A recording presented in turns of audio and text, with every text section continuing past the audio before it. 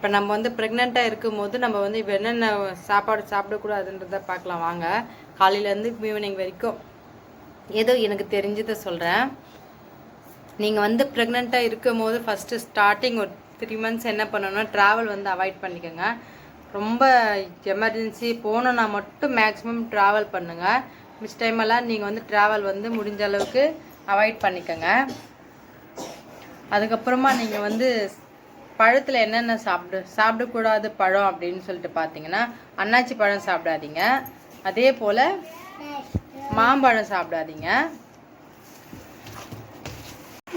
அதே போல் பப்ளி பழம் சாப்பிடாதீங்க.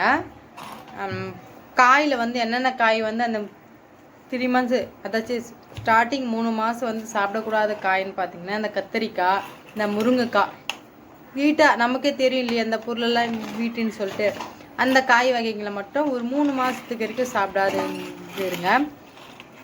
அதே போல் முருங்கைக்கீரை வந்து சாப்பிட்டா வீட்டாகுதுன்னு நிறைய பேர் சொல்கிறாங்க. ஆனால் முருங்கைக்கீரை வந்து ரொம்ப நல்லது தான். முடிஞ்ச அளவுக்கு கொஞ்சமாக சாப்பிடுங்க. மேக்ஸிமம் ட்ராவல் வந்து அவாய்ட் பண்ணுங்கள். அதே போல் இந்த ஜூஸ் எல்லாம் வந்து நிறைய பேர் குடிக்கலாமான்னு சொல்லிட்டு கேட்டிருக்கீங்க. ஜூஸ் வந்து குடிங்க. இந்த இதுலேருந்து மொண்டு ஊற்றுற ஜூஸ் எல்லாம் குடிக்காதீங்க. இந்த இது அப்படியே பழத்தால் இது பண்ணுற ஜூஸை மட்டும் குடிங்க.